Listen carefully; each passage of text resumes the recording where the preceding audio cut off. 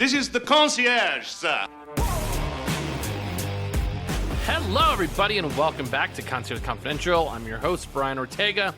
And in this week's episode, I'm not going to lie, guys. It's probably going to be a short one this week as we're heading towards 4th of July. And yeah, a lot of things going on at my real work because it's a big week for us.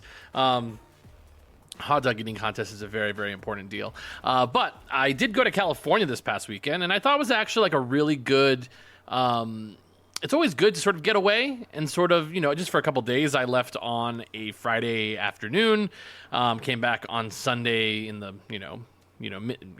afternoon as well. And I have to say, it's really good to sort of go on like a quick trip just to see kind of what it's like to go on vacation for something like a quick weekend and see maybe something that's a little bit more spontaneous. Because I really only had one thing planned on this trip, and I had to plan everything else around it. Nothing else was really reserved in terms of restaurants, bars. I didn't really research a lot of stuff. And I think there are some people who can get away with that and some who can't. So I'll go ahead and dive into that and some tips and tricks on how to, do sort of a spontaneous trip, but doing it with a little bit of direction at the same time. So, yep, this is my trip to LA here on Concierge Confidential. Hello, guys. So yeah, again, this isn't going to be your normal Concierge Confidential episode where I'm giving a lot of these recommendations and stuff. It is 4th of July weekend, obviously, which I know is like a big deal for a lot of people coming to town. But honestly, I've done many 4th of July episodes before. I think I've done one every single year. If you want to scroll back through the archive, you could see where you can watch the fireworks, what times they go off. Typically, they go off of one of the North End properties along with one of the mid area properties, which would be like Caesars. Usually they have ones that go off of like Resorts World or Fontainebleau. And usually, of course, it has certain times in the night. And of course, downtown, Plaza always does fireworks along with the Vista Vision or whatever Vision. On Fremont Street. But I want to talk about just what I did over the weekend and how I went about doing that particular trip. So I wanted to go see the movie F1, which is in theaters now. Check it out, with Brad Pitt. But if those of you who follow me on, my Instagram and stuff and followed me, Brian Ortega _26, and you actually saw like where I went to LA. I ended up going and doing all these kind of fun things over the weekend. And I really only had planned when I was going to see the movie, which is at 8 o'clock on a Saturday night, and the movie theater itself. I bought the tickets way in advance just because, it's one of those things that gets sold out on opening weekend, especially in places like Los Angeles and New York. And that was it. And then other than that, I did plan my airfare and my hotel. Cool thing is I get discounts with Marriott, which is nice. So that's, makes traveling a little bit more fun and easy. But I do check in. The cool thing I'd like about Marriott, which you can't do with a lot of hotels in Las Vegas, is that you want to find hotels where you don't have to pay a deposit fee, which most Vegas hotels make you do that. But it's nice with Marriott because for those of you who've stayed with Marriott before, you don't actually have to pay, or it doesn't. You can cancel any time up until I believe 24 hours before your reservation date, which is really helpful. So that's why I always like to recommend them. No, I am not sponsored by them, which would be great, but I think that's a really cool practice just to be able to know what you're going to save up and go when it's out the door. But anyways, so booked with Marriott. I ended up staying in Pasadena. Part of this is you do have to sort of look around and see, okay, what's going to fit my budget? How am I in relation to where I'm trying to get to? I also flew into the Burbank Airport in Los Angeles. For those of you, many who there are a few airports to fly into. The two major ones would be LAX, obviously, and then you also have the Burbank Airport, which is in Hollywood, so the northernmost, a little bit more centrally located to places like Beverly Hills, kind of, but really like Hollywood and Universal Studios and Burbank, obviously. So that area, Malibu. Then you also have Orange County, which that's going to be closed. Or you have the Orange County Airport, which is John Wayne, which is essentially closer to like places like Anaheim. So again, those are sort of like your three major airports to choose from, just depending on where you're trying to fly into. So I ended up flying into the Burbank Airport, which wonderful coming into Burbank, because flying into Burbank, once you get there, then you're able to access really easy access to a rent-a-car service, which is really nice, which is different than like LAX, because when you fly into LAX, you actually have to end up getting on a shuttle, going to the rent-a-car center, which is separate, and it's a whole thing, which is, just adds to the trip. But what's nice about the Burbank airport, you get off the plane, it's a very smart little terminal. It's also kind of fun when you go to Burbank because you have to get off of the plane and not go through like a jetway. You're right on the tarmac, which is just always fun to do. But you end up going to the actual rent-a-car area, which is within walking distance. A little bit of a walk, but it's within walking distance and, at your own pace, which is nice. Then you get your car, usually not a long line.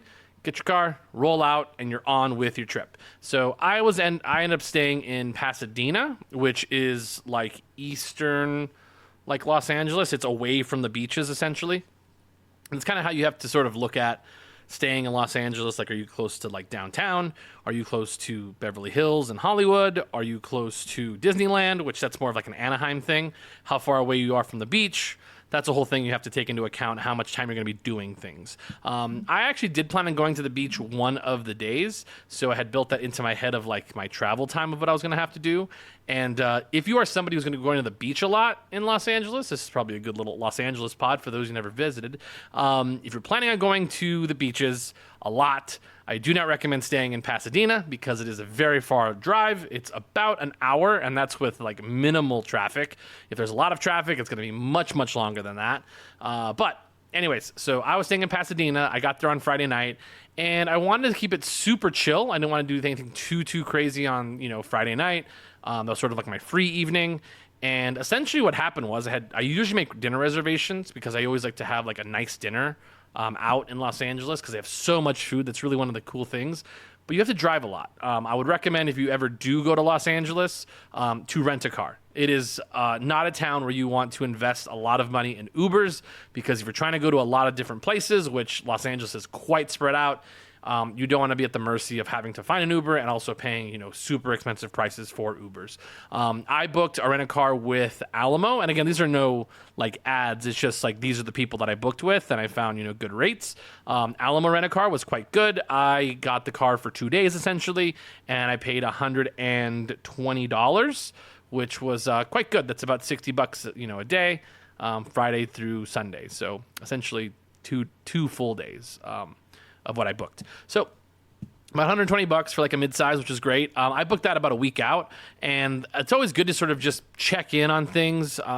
Again, like I said, this was a spontaneous trip, but I'm not like super spontaneous where I just like show up and rent a car on site because that is irresponsible. At least book something the week out because I booked it a week out knowing that I was going to have a little bit of leeway, and that's what I got, which was nice. So booked the car, and then it was nice. It's always kind of a nice little drive to go on the weekends, essentially.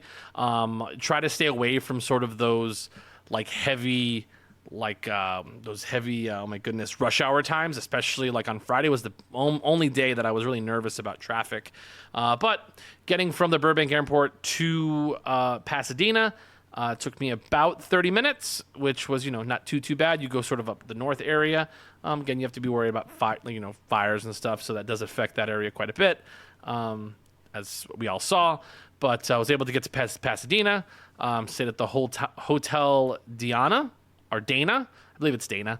And in Pasadena, the thing is, you always have to sort of like understand when you stay at hotels that are not in Las Vegas, which makes you appreciate Las Vegas hotels, is that Las Vegas hotels are quite large, just as a standard, are quite large rooms. Even if it's like a double, like 2 queens, or 2 full beds, it's actually like a pretty nice sized room. My room was just a king. It was actually, it's perfect for me because I'm pretty chill. I don't stay a lot of time in the room, but it's quite nice, and they had a nice little bar connected to it. This is sort of the thing about Marriott's. They're all very, very, cookie cutter, which is something that is fine with me. And for those of you that come to Las Vegas quite frequently and love to talk about how expensive parking is, the parking there was also $30 as well. So that was another $60 on the bill. So I mean, when you come to Las Vegas, our daily fees are usually $30 to $35. Sometimes they're like 40, just depending on the property.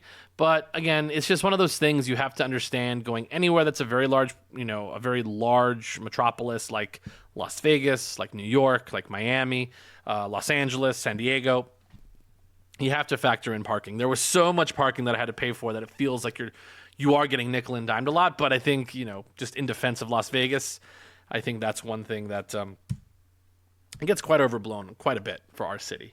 So anyways, so I got there, and you can never underestimate. I like to freshen up. So it was about 4:30, 5 o'clock.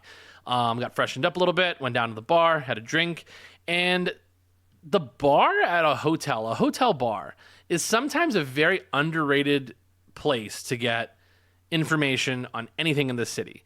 Like lobby bartenders, and I have to say this about bartenders in general, especially ones that are not at high volume bars. So like if you're walking in Las Vegas, for example, there is a bar at the Bellagio called the Baccarat Bar, which is in the center of the casino. Those guys aren't going to have like great information most of the time, just because they're always sort of moving. But if you can find a nice lobby bar, which is like a sit down, it sort of has the set people that are going to be there. It's not super high volume like it is at bars that are like in the center part of the casino. Lobby bars and lobby bartenders tend to be great sources of information for the city. Just because I also underrated. I think hotels should give out like pamphlet with maps much more frequently than they do.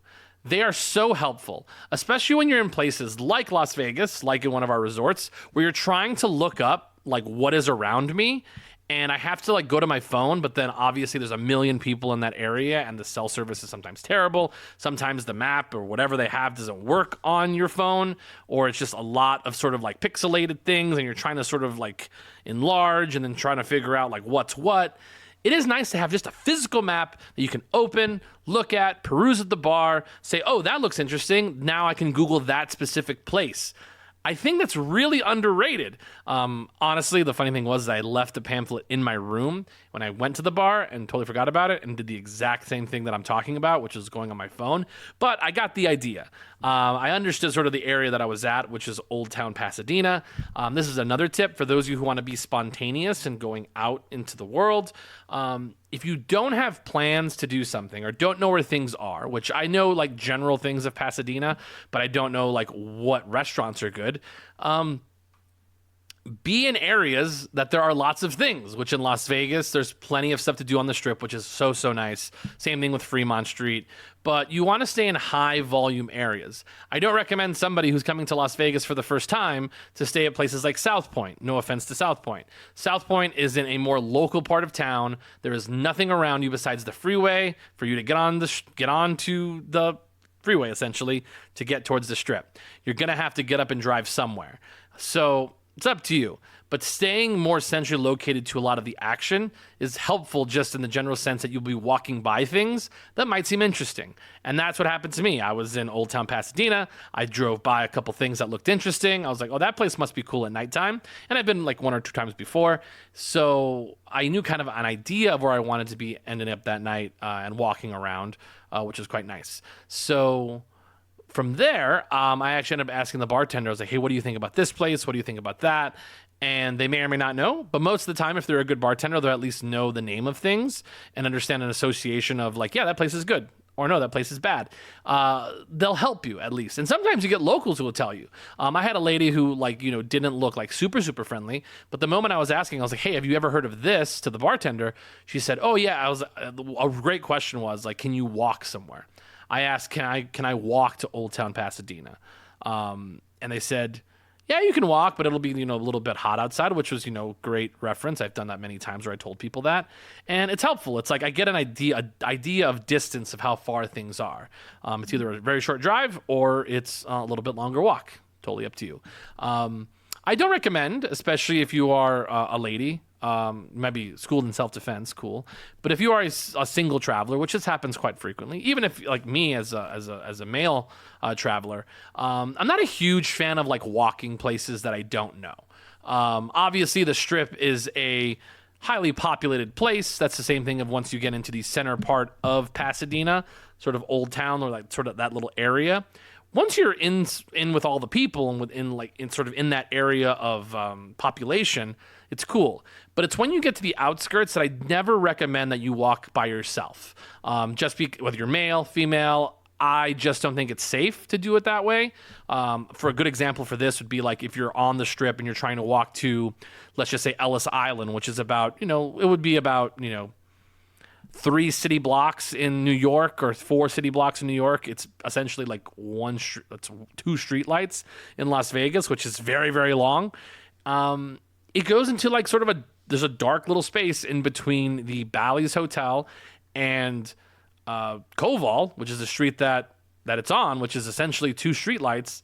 But a lot of things can happen in between those 2 streetlights, I can tell you that. So, again, every city, it's not like super dangerous, but you never know who you might meet on that road that, may not be like a super like normal person. So, if you're in a group, it's fine, but I would say if you're a single traveler, try to avoid walking on the outskirts of things or those buffer areas, especially buffer areas, especially areas in between like highly populated spaces like like the Strip to like the local parts of town. It's sort of like that example, like Times Square is right next to is like, on Broadway as well, but it's something kind of like that. Like when you're near that sort of buffer zone is where you got to be a little bit more wary.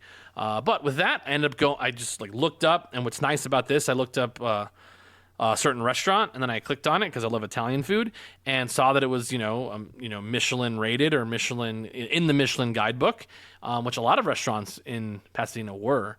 It was cool, and then it sort of caught my eye. That's one way to look at things, and I think it's important to note that like Michelin guide stuff isn't always super expensive. Because a lot of times you have 3 Michelin star system. So you have 1, 2, 3 stars. Then you also have people who just want to be in the guidebook. And the guidebook essentially is just a thing to tell you where restaurants are if you're traveling through like Los Angeles. So they could be in the Michelin guidebook, which means they have a certain cachet. And I have to say, it worked. I went to this restaurant. It was absolutely phenomenal. Sorry, guys, can't remember the name off the top of my head. But I'll have to check in my stories, and then I'll tell you guys. You can see all my stories and see what I ate. But it was absolutely phenomenal. I had the cacio e pepe, which was very, very delicious. Loved it. Super tasty. I had like a actual egg yolk on it that they mixed in, which was quite nice. And then they also had this like meat dish, which was also quite tasty. It's just so funny though, whenever you go to like places that you don't 100% understand. This place did not give off like Michelin vibes in terms of like the decor and the space, but the food itself, the hospitality was great. They only did wine, which was interesting. I really was like hoping for a cocktail. No cocktails available, so I had a soda, and they didn't even have Coke. They actually had to give me like a California Cola, which was, fine, but very interesting. It was so weird, but absolutely delicious, fantastic. I had 2 pastas, was out of there. And it was great. And I was able to make a reservation. Another thing that came up on this spontaneous trip, if you're traveling by yourself, if you look up on the reservations, this is specifically for solo travelers. If you look up like what's the reservation look like for 2 people, it'll say like available, and they say, oh, what about for 1 person? Oh, it's not available. Well, that obviously doesn't make sense. Like why they wouldn't let you be able to book a single person for, a couple, because couples usually take up a 2-top, and that's obviously what you would sit at unless you're sitting at the bar. And if that's a problem, you could try your luck by walking in or just pick up the phone and call. Actually calling the restaurant is actually a huge thing that people actually get wrong. You should call the restaurant if you need something specific. Most of the time, they will answer. They are a restaurant. I actually called, and then they put me on hold, so I just hung up and called back after a couple minutes, and it was like nothing ever happened. So sometimes that's another little trick to sort of keep in mind. And just be nice. Just be like, hey, I was looking up your reservations. It looked like you had availability at 7 o'clock. I'm a single person, and it didn't let me make a reservation for that. Would you be able to accommodate? And we go from there. And a lot of times when people answer the phone, it's typically, means I'm not saying you're never going to get rejected, but it does help because it's much harder to reject you if you're a human being talking on the phone. But I was able to sit down. It was great. Ended up walking around. I looked up a place called the 34ers or 35ers. And it was actually like this cool bar. I did notice for some reason when I was like scrolling, they had a speakeasy inside of it. So I walked in, and again, this is just sort of me just on the phone, just looking through. So I walk in, and it was a little bit early. It was before 8 o'clock. Was able to finish watching like the baseball game. Really great place. It was really fantastic. I'm actually gonna look it up and tell you guys the name of the place I went to because I actually had a really good time when I was in there. It is. It's always funny when you're trying to figure out what the place was. But yeah, they had like this. They had this really cool like all this Dodger memorabilia on the inside, which was really cool. And I had I think I just had a Crown and Coke in there, but it looked like they can make lots of different cocktails, which is really nice. But inside of this bar. I knew that they had a speakeasy because I saw it online, just kind of on accident. And then I walked downstairs and saw that they had a tiki bar, and I thought that tiki bar was the speakeasy, but it was not. The 35er, that's the name of it, the 35er Sports Bar. So you go in, you're on the top floor, and then you go to the second floor, and they actually have like a little tiki bar, which like very tiki bar vibes, really nice. But then right like around the corner, they have this, what do you call it? It's like a phone booth, and then you have to call on the phone. You pick up the phone, it rings, he answers. And then it's the bartenders essentially saying how many's in your group. You tell them how many in your group, usually small parties. You go through the door, and then boom, you're into the speakeasy. And this was very much a speakeasy. That is what a speakeasy should be. If you're going to get lost finding it, or there's like a little bit of a like sort of you got to be talking to people to know where it's at kind of vibe, that's good. And it's not advertised anywhere inside of the bar, anywhere outside of the bar. You don't see flashing signs. You do see a sign that says open for like the tiki bar, but it doesn't tell you that that place is a thing. And it was, there's a good amount of people on the inside. The bartenders know their stuff. They do have sort of like a generic sort of bar menu. I don't remember the name of that speakeasy, to be honest, because it's just inside of the 35ers bar. Honestly, it doesn't really have a name, but it was quite good, really fantastic. Another tip, like if you're actually at a cocktail bar, if you want the cocktail person to know, to like you, is to try stuff that's off menu. And I know I've said this on other pods before, but there was a couple next to me that were talking, and then the bartender who had given them a drink already said, "Oh, do you want to? Do they want to try the off menu item?" And they said, "No, we'll just try like the thing on the menu." I was like, I would try that off menu item that you got. And then boom, best friends. Because then we're sort of, what's the next thing you're rattling off with? And actually, right before I was about to leave, he said, "Oh, what do we got going on next?" And I was like, I can't do it. I got to be responsible. So I did want another one. I had, I think, 3 or 4 cocktails while I was down there, and it was, they were all really, really good. So also using my knowledge of my other bar experiences, like I said, I was like, can you make what did I say? So this is a really good way to sort of approach bartenders as well, like to not be insulting. The term "can you make" is actually like not great with bartenders. I know that a lot of them will tell you it doesn't matter, but saying "can you make" means like, are you even good? I like to say, have you ever heard of a Hotel Nacional? Or have you ever heard of this drink? Because a lot of times drinks don't always travel like across the nation. They might have a different name or a different variation. Like on the West Coast, we have what's called an adios motherfucker. Excuse me for the language. And which is a drink. It's like a Long Island iced tea, which is like a Long Island iced tea, which on the East Coast, you'd call it a Long Island iced tea. So really it's the same drink. Just, I believe the one in the West Coast, has blue curacao in it, but it's a little bit different. So that's why it's good to ask, like, have you ever heard of this? And if they know it, they say yes. If not, then they don't. And then we go from there. And it was great. And it was really delicious. And it was really fun sort of having that cocktail sort of experience as well. So we did that. And then the next day, which was Saturday, which I did have my event planned, which I do recommend if you are going to doing an event and there's a choice between doing it in the middle of the day or doing it in the evening. I always recommend doing it in the evening if it is possible, just because it gives you more time to do stuff in the daytime. This was going to be my problem. I was going to book the movie for like 2:00 and sort of just like figure out the rest of my day. Maybe I have something like cool to do at nighttime.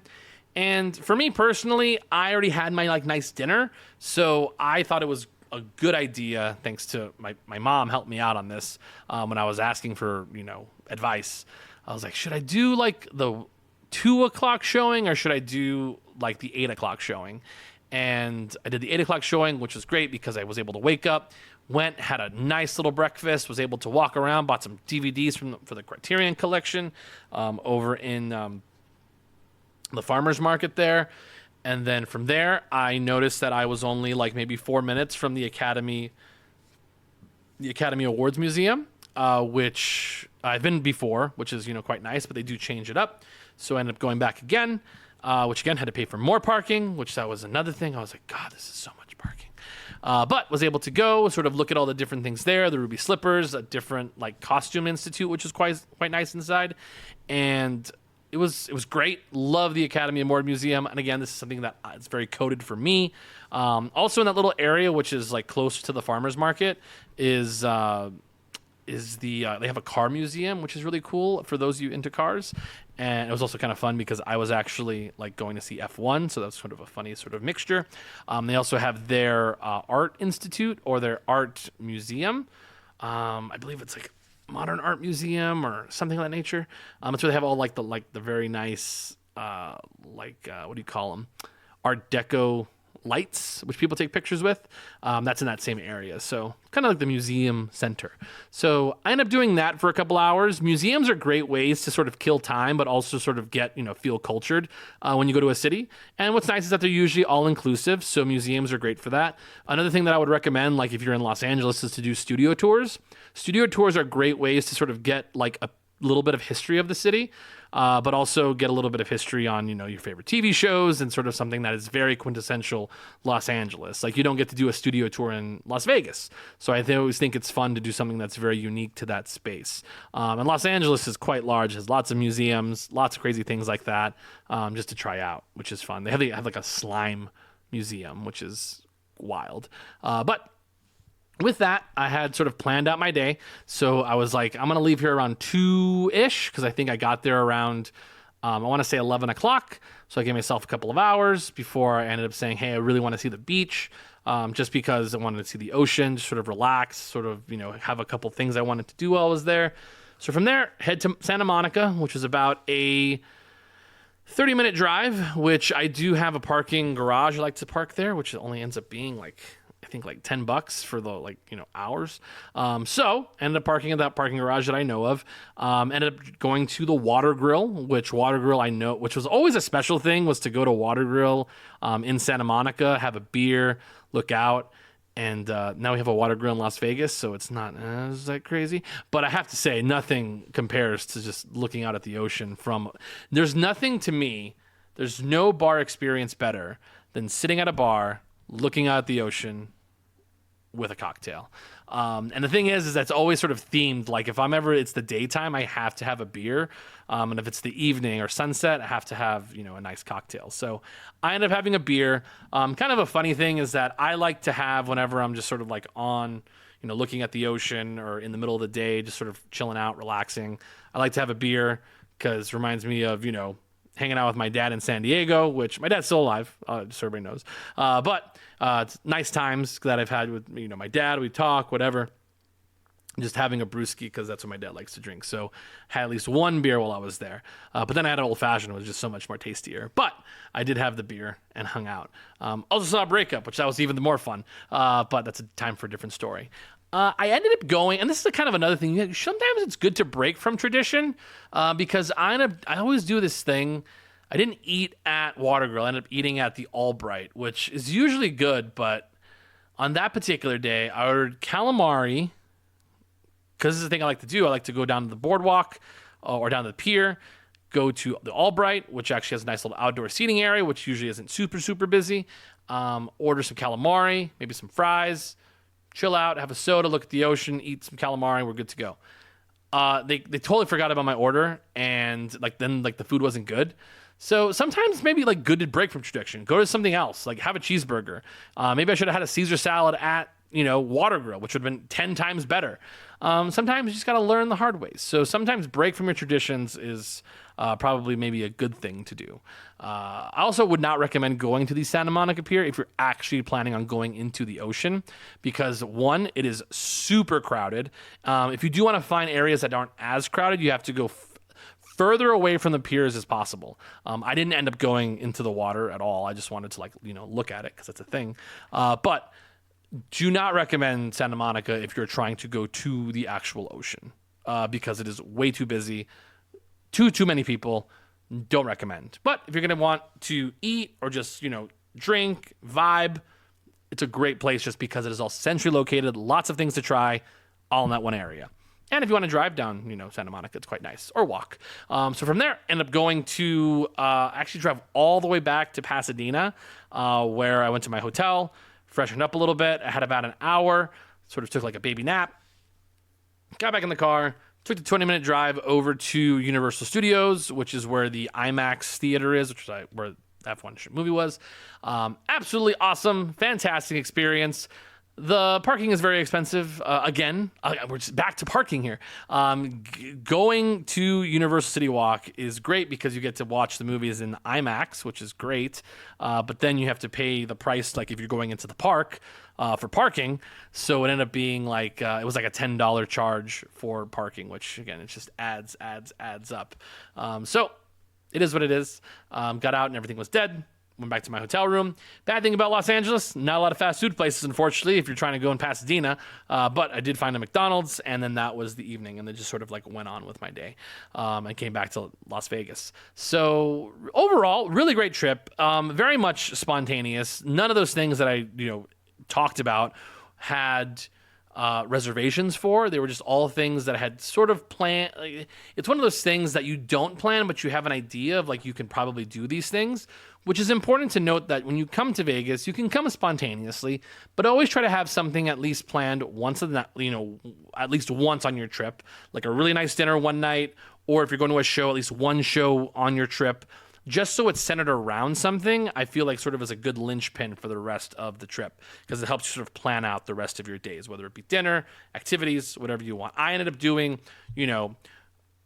2 restaurants on that, so on Saturday. Nothing was planned except the movie. 2 restaurants, the beach, a museum, and then I even ended up walking and doing some shopping that day as well. So I was able to fit all those things into that one day, and that was driving across sort of the whole city. So anyways, that was my trip to Los Angeles. Hopefully that's just sort of a little sort of peek into what my mind goes through when I'm booking a spontaneous trip. You can follow me on Concierge Confidential _LV or Brian Ortega _26 if you want to see any of the stuff that I'm doing. So again, thank you so much, everybody. Hopefully you guys enjoy your 4th of July. Make sure you check out the fireworks if you're in Las Vegas, which will be on July 4th, which is a Friday. So again, thank you so much for listening, everybody. If you see me out in town, make sure to come up and say hello. But remember, keep it confidential.